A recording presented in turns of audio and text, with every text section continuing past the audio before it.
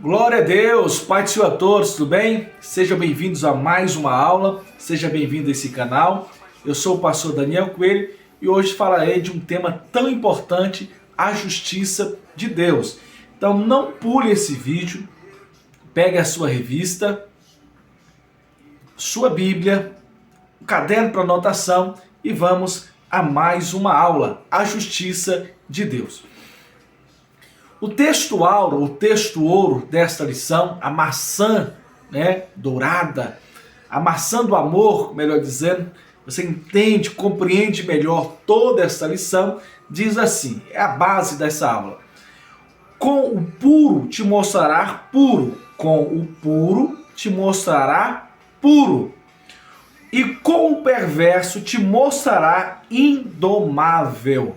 Salmo 18, verso 26.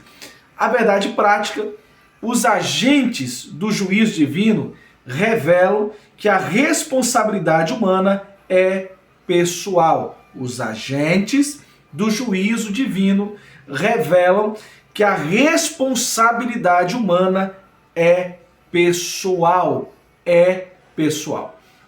A aula de hoje, ela tem 3 objetivos. Primeiro, nós vamos identificar o juízo divino. Segundo, vamos mostrar a petição que Deus não atende. E terceiro, nós vamos refletir a respeito da intercessão de Noé, Daniel e Jó. Muito importante essa aula, a palavra-chave, justiça. A justiça de Deus. Meus amados irmãos, essa lição ela tem por objetivo mostrar, explicar a retribuição divina ao pecado de uma nação. Não podemos perder o foco do perigo do pecado. O pecado não é um brinquedo para o crente brincar. Pecado não é um brinquedo para o homem ficar brincando, porque o salário do pecado é a morte. O texto que vamos estudar, Ezequiel capítulo 14, versículo 12 ao 21, é um discurso divino em 2 partes. A primeira parte é uma palavra profética genérica, se dirige a uma terra qualquer. A segunda parte é uma palavra profética específica dirigida à casa de Israel, Jerusalém. Muito importante você ler o capítulo 14 depois desse conselho aqui, dessa explicação. O nosso primeiro ponto sobre a identificação do juízo divino. Olha só, uma leitura atenta dos profetas do Antigo Testamento nos ajuda a compreender as ações de Deus concernente à retribuição ao pecado. A ira de Deus nunca aconteceu sem uma justa causa e nem mesmo sem um prévio aviso. Amós capítulo 3, versículo 7. Aqui nós temos discurso profético. Olha só, o Deus Javé de Israel procede dessa maneira para oferecer oportunidade de arrependimento. Temos Jeremias capítulo 3, capítulo 38, Amós capítulo 5. O perdão divino vem com arrependimento, como acontece com a cidade de Nínive, Jonas capítulo 3, versículo de número 10. Mas o tempo dessa oportunidade já havia expirado para Jerusalém. O castigo é inevitável. Trata-se de uma questão de justiça e santidade. Então, quando Deus quer tratar, entenda uma coisa, Deus já enviou o remédio, a solução, o profeta, a palavra, o aviso, os sinais. Quando Deus aplica o juízo, é porque aqueles que ouviram a mensagem de Deus não se arrependeram. Então, o avivamento é necessário que haja o arrependimento. O ponto 2, nós temos aqui a primeira parte do oráculo. filho do homem, quando uma terra pecar contra mim, gravemente se rebelando, Ezequiel 14:13, olha só, filho do homem, Ezequiel, quando uma terra pecar contra mim, quando uma nação pecar contra mim, gravemente se rebelando. Então essa expressão pode ser aplicada a qualquer povo, em qualquer lugar e época. Não está se referindo especificamente a Israel, mas a todos. Então a primeira parte do oráculo aqui, né, filho do homem, quando uma terra pecar contra mim, gravemente se rebelando, então estenderei a mão contra ela e tornarei instável. Versículo 13 do capítulo 14 do livro que nós estamos estudando de Ezequiel. Então, aqui o primeiro ponto aqui, ó, existe inúmeras formas de Deus castigar um desobediente contumaz, né, que se recusa a ouvir a palavra. Aqui virá, né, quando fala estenderei a mão contra ela e tornarei estável, versículo 13 aqui. Aqui virá carência, fome, extermínio de seus moradores, até dos animais, crise econômica, recessão financeira. Então, Deus é ruim, Deus é bom, ao ponto de enviar misericórdia através dos profetas, dos oráculos, né, de sinais. Quando o homem não se arrepende, vem o juízo de Deus. Aqui nós temos a descrição dos agentes do juízo divino. Ponto 3 do primeiro ponto. Espero que você esteja compreendendo bem esta aula. Olha só. E Javé, quem mandou as chuvas, fertiliza a terra e os campos. Né? Javé, Deus, quem manda as chuvas. Jeremias capítulo 5, o profeta falando. Jeremias capítulo 14, Deuteronômio 32, Amós capítulo 4, versículo 7 e o versículo 8.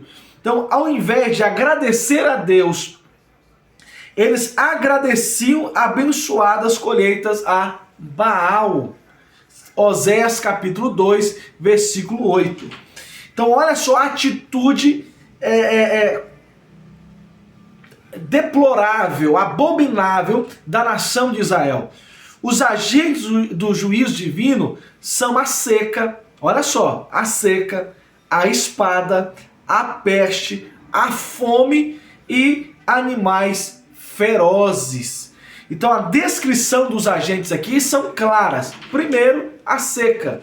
Segundo, a espada. Terceiro, nós temos a peste. Quarto, nós temos a fome. E quinto, nós temos animais ferozes. Esses são os agentes, né, do juízo divino. A seca era um sinal visível do castigo divino, como eu falei, Jeremias capítulo 12, Deuteronômio capítulo 28. Tem até um hino do Nani Azevedo, né? Se atentamente obedecer, né, a Deus. Aqui nós temos, né, olha só, ou se eu trouxer a espada sobre a tal terra e disser que espada passa pela terra e eu arrancar dela homens e animais, versículo 17 do capítulo 14. A espada designa guerra, o que resulta em fome, o que resulta em peste, né? O que resume uma destruição de uma terra. Porque assim diz o Senhor Jeová, quanto mais se eu enviar os meus 4 maus juízos, a espada e a fome, e as nocivas alimárias e a peste contra Jerusalém, para arrancar dela homens e animais, versículo 21 do capítulo 14. Eu creio que vocês estão compreendendo que eu estou fazendo uma análise aqui, capítulo 14, lendo aqui os versículos. Então a palavra profética é para qualquer nação e época. aqui inclui Jerusalém como destinatária da profecia. Serviu para Jerusalém e serve para qualquer nação, tribo e língua. Deus, vou repetir, Deus não executa o seu juízo sem uma justa causa, nem mesmo sem um prévio aviso. Deus, ele avisa, Deus, ele mostra. Deus prepara o seu povo. Tópico 2 desta aula gloriosa, maravilhosa, sobre a petição que Deus não atende. Petição, não perdição. Petição. Então, sobre a petição que Deus não atende, nós encontramos em Jerusalém, né? Nós encontramos em Jerusalém, em Jeremias e Ezequiel, duas situações hipotéticas de orações intercessórias de justos que Deus não atende. Se você analisar o profeta Jeremias e o profeta Ezequiel, ambos aqui nós temos situações desta forma. Primeiro aqui, exemplos de intercessão pelo pecador. Olha só, Deus perdoou o povo reiteradas vezes. Vamos citar aqui um exemplo. Deus aceitou poupar a cidade de Sodoma e Gomorra, atendendo a oração intercessória de Abraão, Gênesis capítulo 18, versículo 32. Moisés e Samuel, dois baluartes de Israel, foram atendidos nas petições em favor do povo nos casos de pecados e rebelião. Nós temos Êxodo, Números. Israel se rebelou contra Deus ainda no Sinai, lembra? Com o culto do bezerro de ouro, mas Deus perdoou e renovou o concerto com os israelitas. Êxodo capítulo 34, versículo 10. Assim como Moisés, devemos interceder, orar pelos pecadores, para que eles se arrependam e venham a Cristo. Esta é a missão da igreja, a missão gloriosa da igreja. Mas aqui no ponto 2 do segundo tópico, nós temos aqui um castigo inevitável. Inevitável. As escrituras mostram que há situações em que Deus se recusa a perdoar a nação e até pessoas, como aconteceu com Saul, 1 Samuel, capítulo 16, versículo 1. O profeta Jeremias intercedeu pelo povo, capítulo 14 do livro de Jeremias, versículo 21. Mas Deus endureceu sua resposta ao profeta no capítulo 15, versículo 1, afirmando que nem mesmo Moisés e Samuel seriam atendidos. Olha só, uma demonstração clara, Deus rejeitando uma oração. Quer dizer, Deus não atendendo uma oração. O ponto 3, o ponto 2, quando Deus não atende a oração intercessória de um justo. Quando o pecado ultrapassa todos os limites, Deus não atende tais orações intercessórias. Na aula passada, eu não sei se você assistiu toda a aula ou lembra que eu citei um caso de uma mulher que estava orando, e indo na igreja, levando a foto de um homem que ela dizia que seria o marido dela. Só que este homem era casado, estava casado, bem casado, e esta mulher adúltera, né, pecadora, debaixo do jugo do diabo, ela pegava foto deste homem casado e levava para a igreja pedindo oração. E os falsos profetas diziam: este homem vai ser seu, assim diz o Senhor, e Deus não falando nada. Essa aqui, é claro que Deus não vai ouvir esta oração, porque coração duro. Só que quando a pessoa continua neste pecado consciente, chegará uma hora que Deus vai dizer: basta, chega, né? Não dá mais. Então o pecado para a morte, na linguagem do apóstolo João, no capítulo 5, versículo 16 do Evangelho de João, 1 João, é apostasia total, tanto individual quanto coletiva, que se aparta da fé e se abjura o seu Deus, né? Hebreus capítulo 10, versículo 28 e 29. Na situação aqui do povo, no tempo de Ezequiel, a profecia afirma que nem se Noé, Daniel e Jó, olha só, fizesse oração intercessória pelo povo, seriam atendidos. Deus está dizendo, olha, nem se Noé, Daniel ou Jó tivesse pedido, eu atenderia. Deus está dizendo, não vou atender, não vou ouvir, não vou perdoar, basta, chega. Ainda que estivesse no meio dela esses três homens, Noé, Daniel e Jó, eles pela sua justiça livrariam apenas as suas almas, diz o Senhor Deus. Ezequiel 14, 14. Na Bíblia, encontramos exemplos de oração intercessória de justos que Deus não atende. Os de Moisés, Samuel, os de Noé, Daniel e Jó são os casos aqui do tópico 2. Amém? Espero que você esteja compreendendo. Vamos para o ponto 3. Muita atenção aqui sobre a intercessão de Noé, Daniel e Jó, que foram citados por Deus e por nós aqui no ponto 2. No ponto 3, nós temos algo interessante aqui, ó. Por que o povo rejeitou os profetas? Porque nós falamos, por que Deus não ouviu a oração? A gente perguntar assim, por que Deus não ouviu os profetas?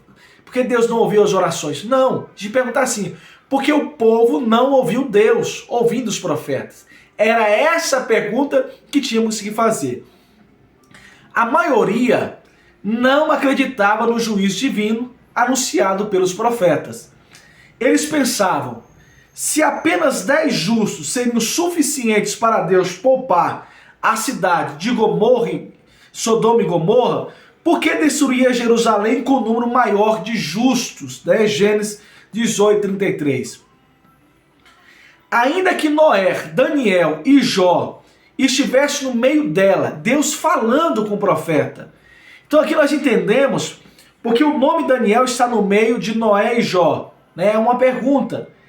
Eram exemplos de justos. Daniel, Noé e Jó eram exemplos de homens justos, homens tementes a Deus, homens que se desviavam da justiça, reconhecidos de todo o povo. Então aqui o profeta Daniel, nos últimos tempos, tem surgido questionamentos sobre a identidade do Daniel, apresentado nesse trio aqui de justos. A reputação de Daniel pela sua fé e sabedoria se espalhou rapidamente entre os exilados de Babilônia, Ezequiel capítulo 28. Então aqui, Noé, Daniel e Jó, eles tinham claramente uma fama, homens justos, mas só pelo povo? Não, principalmente por Deus. Terça-feira eu preguei aqui na congregação, e um texto glorioso que está no capítulo 6, é que Deus, Daniel responde ao rei Dário dizendo, olha rei, Deus enviou um anjo e o anjo fechou a boca dos leões porque ele me achou justo diante dele. E Daniel disse, olha rei, e eu tenho andado justo diante de você também, não tem nada contra mim. Homem justo, homem reto, homem temente a Deus. Segundo a mensagem de Ezequiel, Deus não é obrigado a tolerar o pecado do povo por causa dos justos da cidade. E assim, de uma igreja, assim de um bairro. Então arrependei-vos e convertei-vos, porque é chegado o reino dos céus. Amém? Na nossa conclusão, concluímos a nossa lição conscientes de que o enfoque, da justiça de Deus, nesse discurso de Ezequiel, no capítulo 14, diz respeito à retribuição divina ao pecado. O apóstolo Paulo diz, olha, o salário do pecado é a morte. É o salário que ninguém quer. É importante ter em mente esse conceito para não se confundir com a justiça da teologia paulina, que justifica o pecado que crê em Jesus. Então, mas o dom gratuito de Deus é a vida eterna em Cristo Jesus. Sim, mas quando a pessoa continua no pecado, se arrepende e volta, se arrepende e volta, se arrepende e volta, se arrepende e volta, chora e volta. Ei, tá pensando que pecado é brincadeira? Tá pensando que pecado é montanha gigante, né? Esqueci o nome, fugiu o nome aqui agora. Roda gigante, né? Roda gigante, pra ficar ali brincando com o pecado. Tá pensando que pecado é pesca que pague? Pega o peixe, solta o peixe, pega o peixe, solta o peixe. Vigia, meu irmão, né? Orai e vigiai, porque o espírito está pronto, mas a carne é fraca. Amém? Que Deus abençoe a sua vida. Que Deus abençoe a sua leitura. Leia a revista. Veja o vídeo uma vez, duas vezes. Curte, compartilhe, divulgue no grupo da igreja. Me ajude a divulgar o Evangelho de Cristo.